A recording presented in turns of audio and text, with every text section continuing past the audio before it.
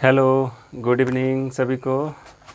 हम लोग पढ़े थे केमिकल बॉन्डिंग पढ़ रहे थे, उसमें कुछ बॉन्डिंग पढ़ लिए थे, आयोनिक बॉन्ड पढ़ लिए थे, ठीक है, सीखे थे हम लोग। तो आज देखते हैं कुछ नया चीज़ सीखेंगे फिर। तो केमिकल बॉन्डिंग हम लोग पढ़ रहे थे, केमिकल बॉन्डिंग, ठीक है। ऐसे तो बॉन्डिंग होता है, बहुत टाइप का होता है, ठीक है, लेकिन मेनली हमको जो पढ़ना है कुछ ही टाइप पढ़ना है जो कि आपको एग्ज़ाम के लिए अच्छा होगा। तो देखिए केमिकल बॉन्डिंग होता क्या है, जिसमें आपको हम बताए थे कि बॉन्डिंग एक ऐसा चीज़ होता है जिसमें कि आदमी ना एक दूसरे के करीब आ जाता है, ठीक है। कोई ना कोई एक वजह होना चाहिए पास आने का, ठीक है। तो चाहे वो फोर्सफुल्ली हो, चाहे ज़बरदस्ती हो, चाहे कुछ भी ना कुछ तो बॉन्डिंग होना चाहिए, वो आज समझेंगे, ठीक है, केमिकल बॉन्डिंग।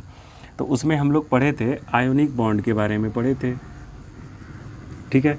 आयोनिक बॉन्ड को हम लोग बोलते थे इलेक्ट्रोवैलेंट बॉन्ड, इलेक्ट्रोवैलेंट बॉन्ड, ठीक है। इसको एक और नाम से अगर देखा जाए तो इसका एक और नाम था पोलर बॉन्ड, ठीक है। और हिंदी में इसको आयनिक बंधन कहते हैं, ठीक है। और वैद्युत सहसंयोजक बंधन कहते हैं, वैद्युत संयोजक बंधन, वैद्युत संयोजक बंधन कहते हैं, ठीक है।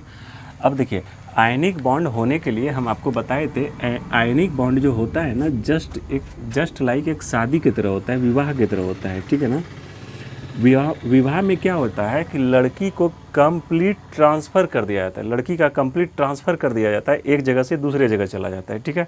चली जाती है लड़की एक जगह से दूसरे जगह, लेकिन कंप्लीटली, हमेशा के लिए, परमानेंटली। ऐसा नहीं कि बाद में आप उस लड़की का शादी कहीं करा दिए, उसके बाद 2 दिन के बाद बोलिएगा नहीं लड़की हमको वापस करो, तो नहीं मिलेगा आपको। इसका मतलब यहाँ पे जो इलेक्ट्रॉन का ट्रांसफ़र होगा ना, वो कंप्लीटली हो ही जाएगा, लेकिन परमानेंटली भी होगा, मतलब वो अब आपको दोबारा वो मिलने वाला नहीं है, ठीक है।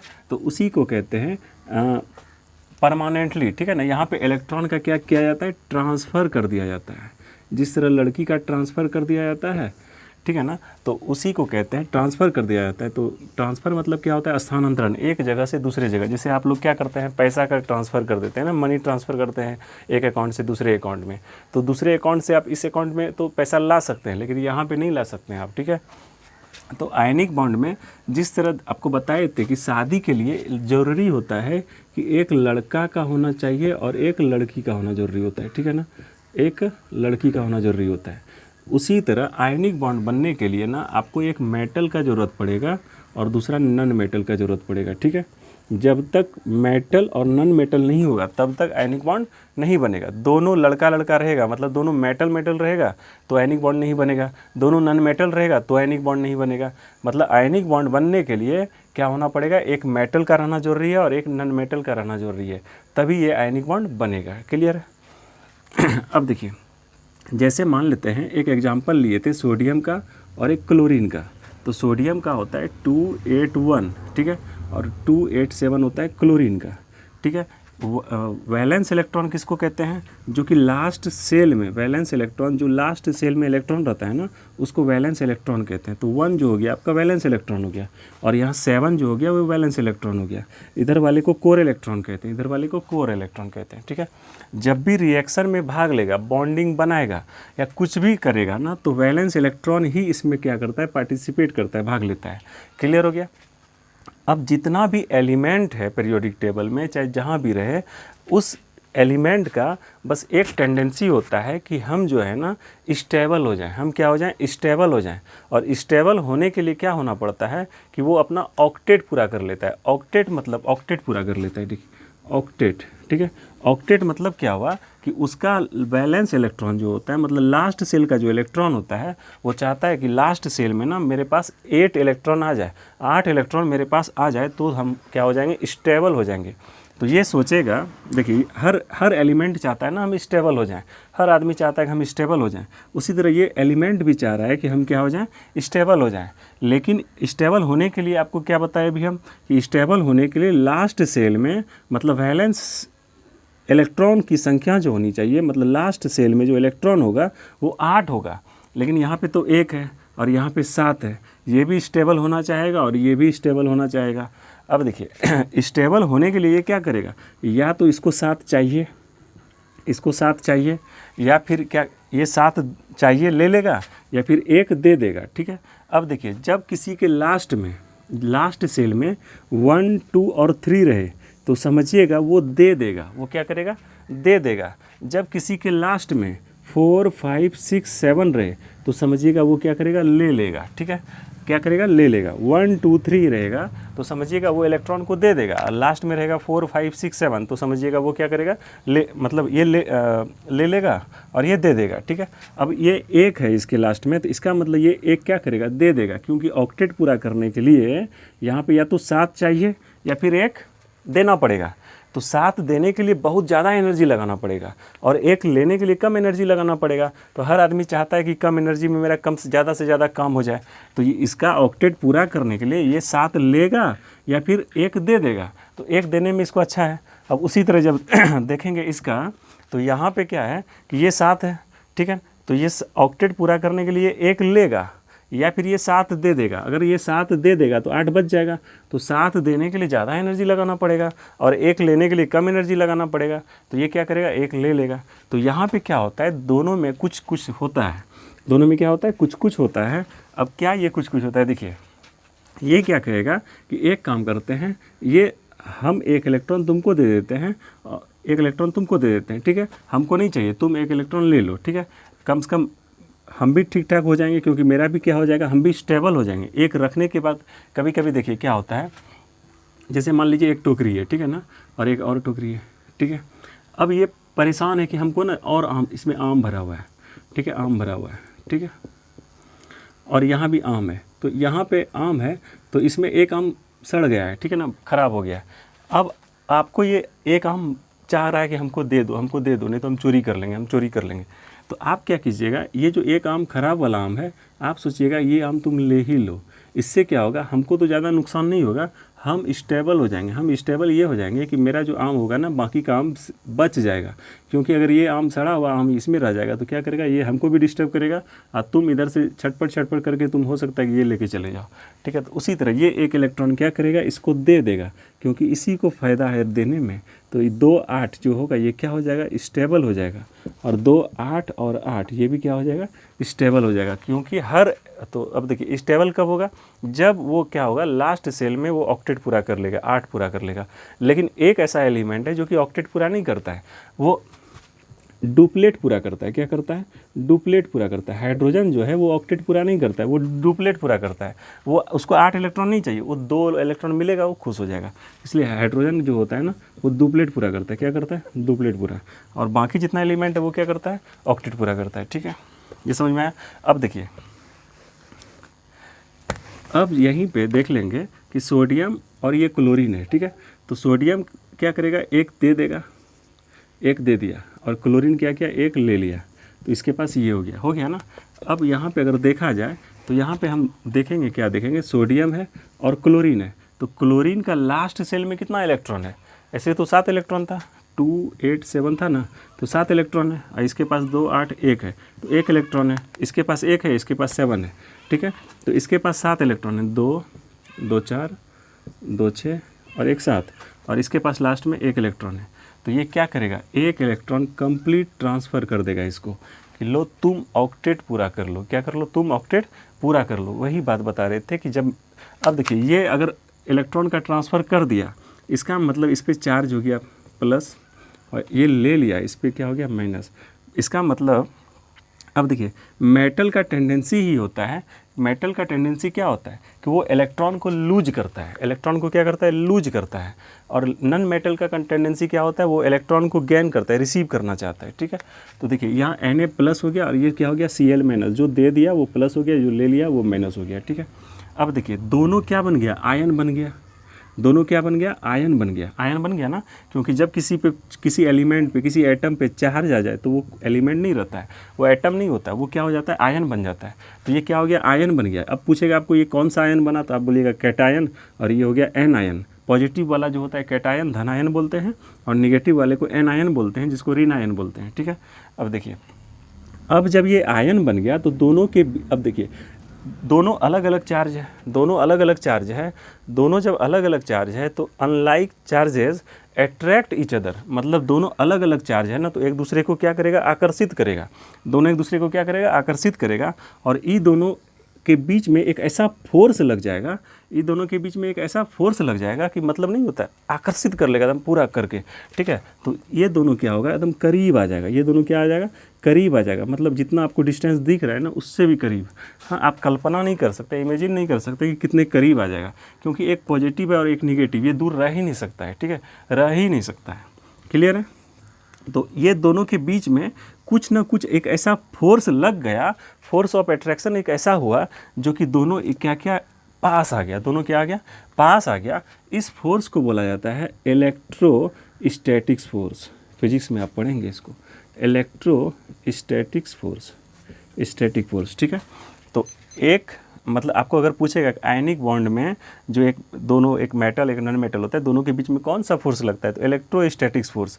इसी इलेक्ट्रोस्टैटिक्स फोर्स के वजह से एक्चुअली अगर देखा जाए इन जनरल तो इन दोनों के बीच में कोई बॉन्डिंग नहीं हो रहा है, इन दोनों के बीच में इतना तगड़ा फोर्स ही लग रहा है कि वो आपको दिख जाता है कि बॉन्डिंग है। क्योंकि कहीं भी आप देखें कि NaCl अगर लिखें तो बॉन्डिंग की वजह से लिखें, कहीं भी कहीं ऐसा नहीं दिखे होगा, Na ऐसा कभी नहीं देखे होंगे, ठीक है।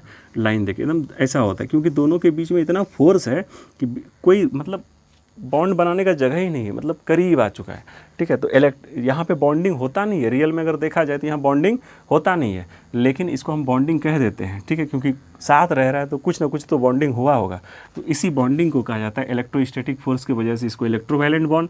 और जब यहाँ आयन हो गया तो आयनिक बॉन्ड, ठीक है। अब देखिए ये पोलर भी हो गया, एक दो पोल हो गया ना, एक पॉजिटिव और नेगेटिव, जिस वजह से इसको पोलर बॉन्ड भी कहते हैं। क्लियर हो गया, ठीक है। तो इसमें इलेक्ट्रॉन का ट्रांसफ़र हमेशा के लिए हो जाता है, ठीक है। अब देखिए इसको हटा देते हैं।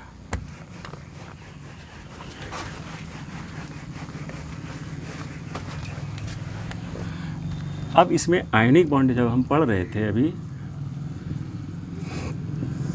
तो देखिए ये दो, इसका जो एक प्रॉपर्टी होता है mainly, they have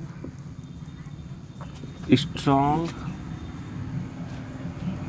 they have very strong लिख देते हैं, very strong electrostatic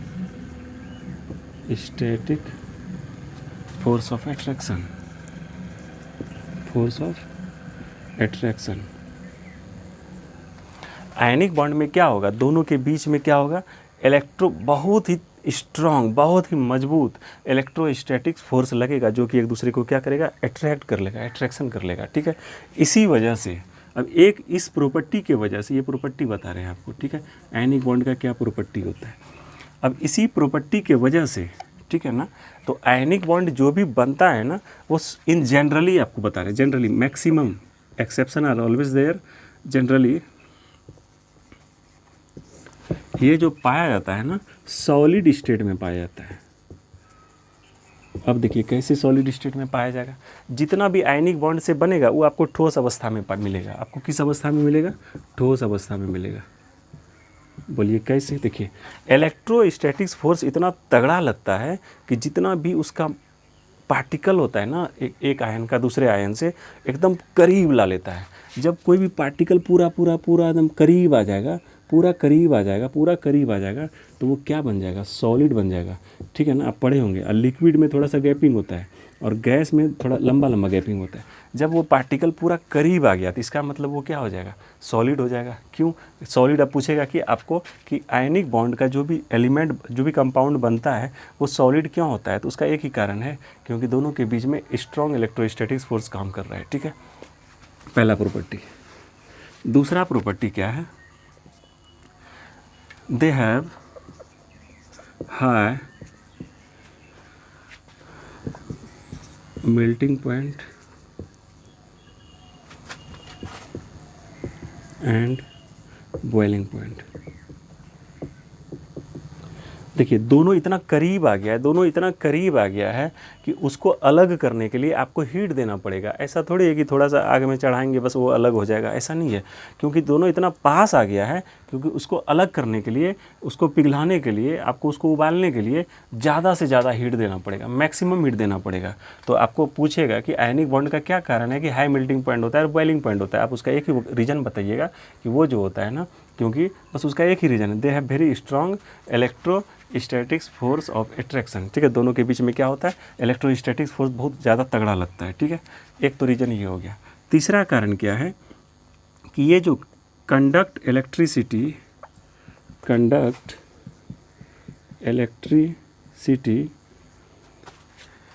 in molten state and aqueous state, aqueous solution भी लिख सकते हैं, एक्वस सॉल्यूशन। कहने का मतलब देखिए, कुछ जैसे मान लीजिए सोडियम क्लोराइड हुआ, NaCl आपका क्या है, आयनिक बॉन्ड है। नमक, मान लीजिए समुद्र के किनारे आप चले जाइए और समुद्र के किनारे में बड़ा बड़ा सीला होता है नमक का रखा हुआ, बड़ा बड़ा चट्टान टाइप का होता है, उसमें आप इलेक्ट्रिसिटी नहीं जनरेट कर सकते, उसमें आप इलेक्ट्रिसिटी बिजली पैदा नहीं कर सकते उससे। उसको क्या करना पड़ेगा, आपको पिघलाना पड़ेगा, मोल्टेन स्टेट में लाना पड़ेगा, एक बात। दूसरा, या तो एक्वा सॉल्यूशन करना पड़ेगा, उसमें आपको नमक को पानी में मिलाना पड़ेगा, तभी उसमें क्या होगा, बिजली उसमें वो मतलब इलेक्ट्रिसिटी को कंडक्ट कर लेगा। ठीक है ना, कंडक्टर बन जाएगा। नमक ऐसे बिजली को पैदा नहीं करता है, लेकिन उसमें आपको क्या देना पड़ेगा, पानी देंगे तभी होगा। ठीक है, इलेक्ट्रिसिटी मतलब मोल्टेन स्टेट में रहेगा तभी होगा। ठीक है, तो ये सब था क्या, आयनिक बॉन्ड का प्रॉपर्टी था। ये सारा इतना इसलिए ऐसा होता है क्योंकि उसके पास एक तगड़ा प्रॉपर्टी है, क्या, they have very strong electrostatic force of attraction.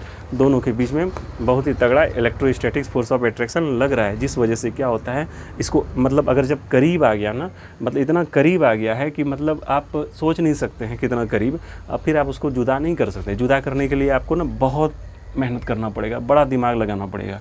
तो इसलिए वो क्या हो जाता है, सॉलिड स्टेट में हो जाता है। जब कोई भी चीज़ सॉलिड स्टेट में हो गया तो उसका मेल्टिंग पॉइंट, बॉइलिंग पॉइंट तो ज़्यादा होगा ही। ठीक है, क्लियर है, यहाँ तक कहीं कोई दिक्कत नहीं है। ठीक है,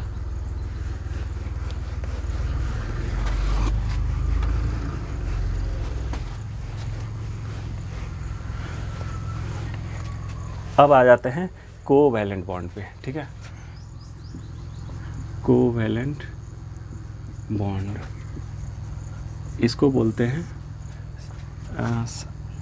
सहसंयोजक बंधन, सहसंयोजक बंधन। आयनिक बॉन्ड में क्या होता है, लड़की का कंप्लीट ट्रांसफ़र हो जाता है। ठीक है, एक जगह से दूसरे जगह, वो शादी की तरह होता है। शादी जब भी होगा एक लड़का और लड़की के बीच में, कोवैलेंट बॉन्ड ना शादी नहीं होता है, ये एक सहेली टाइप का होता है,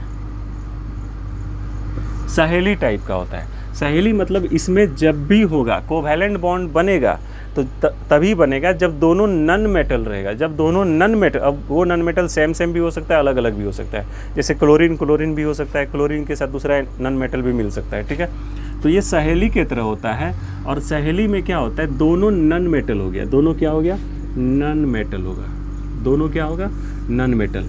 उसमें क्या था आपका कि एक मेटल रहना चाहिए, एक नन मेटल रहना चाहिए। और कोवैलेंट बॉन्ड में क्या होता है, सहेली की तरह होता है, दोनों क्या होता है, नन मेटल होता है। अब देखिए, जब कभी दो लड़की दोस्त होती है, जब दोस्ती होता है ना, तो वहाँ पे कोई भी चीज़ ना कंप्लीट परमानेंटली दिया नहीं जाता है। वहाँ पे क्या किया जाता है, शेयर किया जाता है। वहाँ पे क्या किया जाता है, शेयर किया जाता है, साझेदारी होता है। देखिए कैसे साझेदारी होगा, जैसे देखिए, अब कोई लड़की गई है पढ़ने के लिए, कहीं बाहर चली गई है। ठीक है, और उसके पास ना फिजिक्स का बुक है, उसी के दोस्त के पास जो है केमिस्ट्री का बुक है। अब वो सोचेगी कि हम खरीदें नहीं, तो वो क्या करेगी, जिसके पास फिजिक्स का बुक है उसको बोलेगा कि 2 दिन तुम पढ़ लो, फिजिक्स पढ़ लो, उसका केमिस्ट्री 2 दिन के लिए ये ले लेगी। अब ऐसा नहीं है कि वो फिजिक्स उसको दी है तो इसका मतलब वो कंप्लीट दी है, फिर बाद में हम मन हुआ तो ले ही लेंगे। ठीक है, उसी को कहा जाता है शेयर। इसको एक और एग्जांपल से समझ सकते हैं। मान लीजिए 2 लड़की है, पढ़ने के लिए कहाँ चली गई, दिल्ली चली गई। ठीक है, दिल्ली चली गई, वहाँ पे पढ़ाई वढ़ाई कर रही है अच्छे से।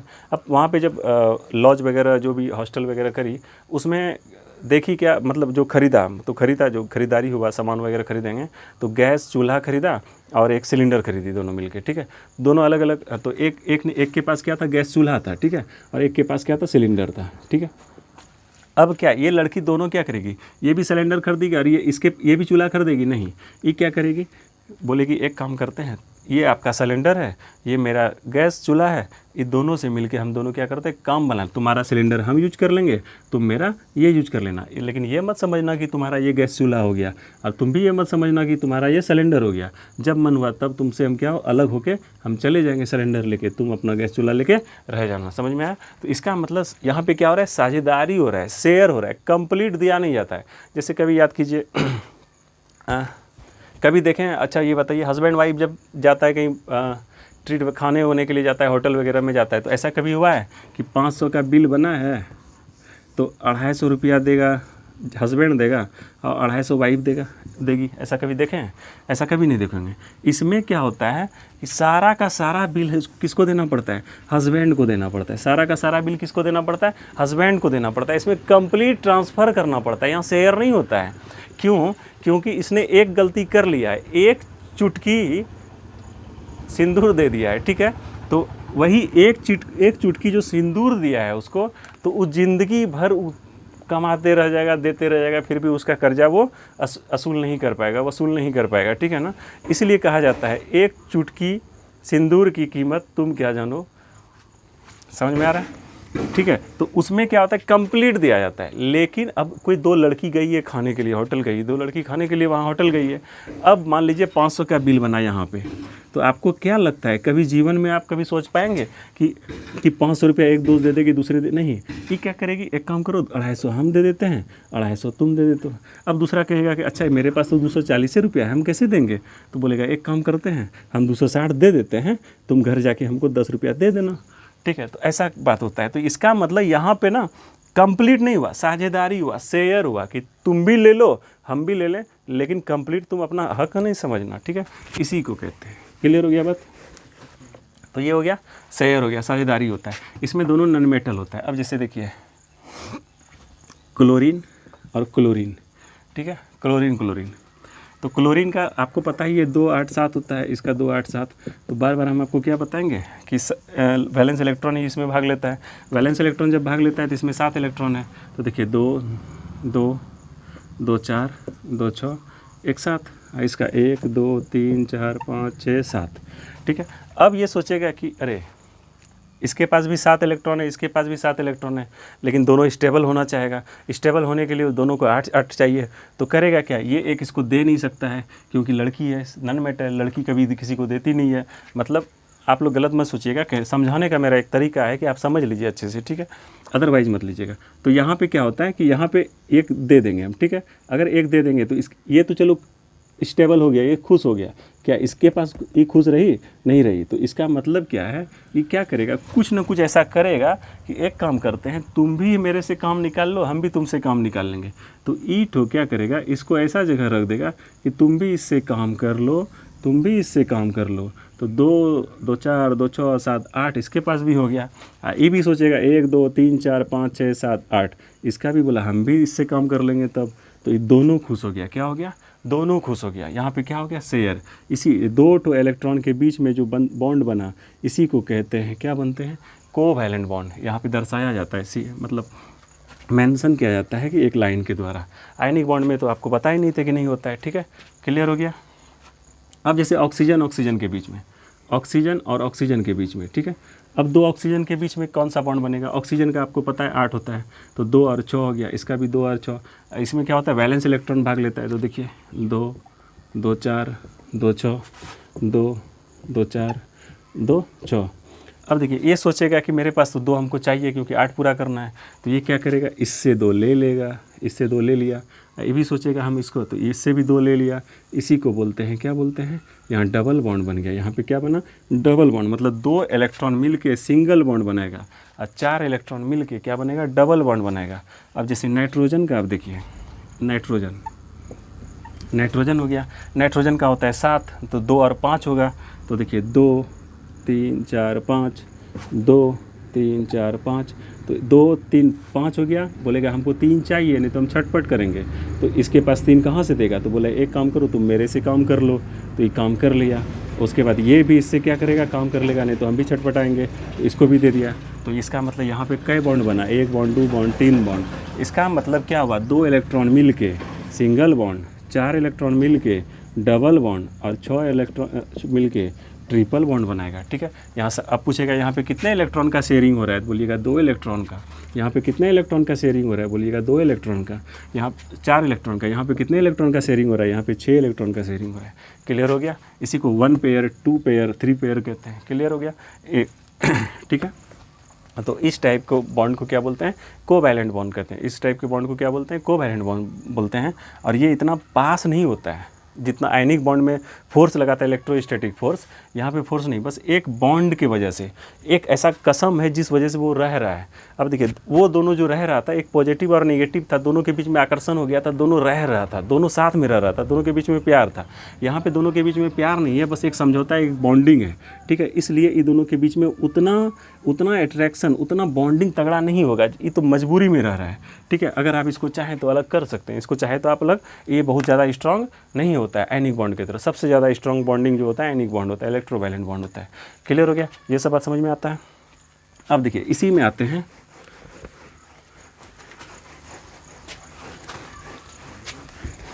बस। अब देखिए एक होता है सिग्मा बॉन्ड और एक होता है पाई बॉन्ड। पाई तो जानते हैं मैथ्स में ऐसे लिखते हैं, कोई कोई ऐसे भी लिखता है, क्या दिक्कत है। और ऐसे सिग्मा को ऐसे डिनोट किया जाता है। ठीक है, ठीक है। तो देखिए अगर आपको एग्जाम में कैसे पूछता है, ठीक है,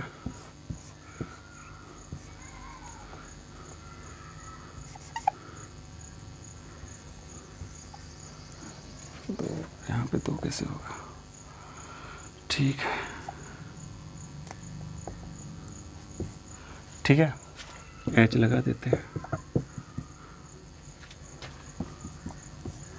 देखिए सिंगल बॉन्ड को पहला जो बॉन्ड होगा वो सिग्मा बॉन्ड होगा, बाकी दूसरा और तीसरा वो पाई होगा। आप समझिए कि यहाँ पे सिग्मा बॉन्ड की संख्या कितनी होगी, नंबर ऑफ सिग्मा बॉन्ड।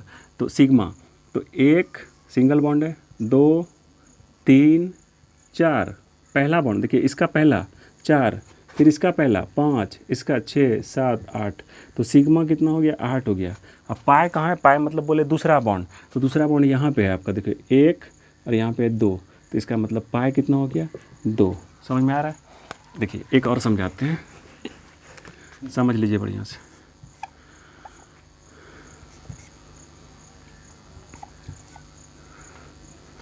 ठीक है,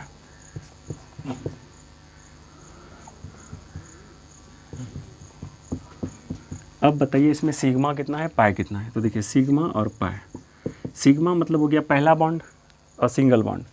तो पहला बॉन्ड ये, दूसरा, तीसरा, चौथा, पाँचवा, छठा, सिग्मा हो गया छठा। अब पाई क्या बोले हम, दूसरा और तीसरा। पाई होता है दूसरा और तीसरा, तो एक दूसरा और एक तीसरा, तो इसका मतलब क्या बॉन्ड हो गया, 2 हो गया। तो इसको क्या बोलते हैं, पाई बॉन्ड कहते हैं। ठीक है, और जैसे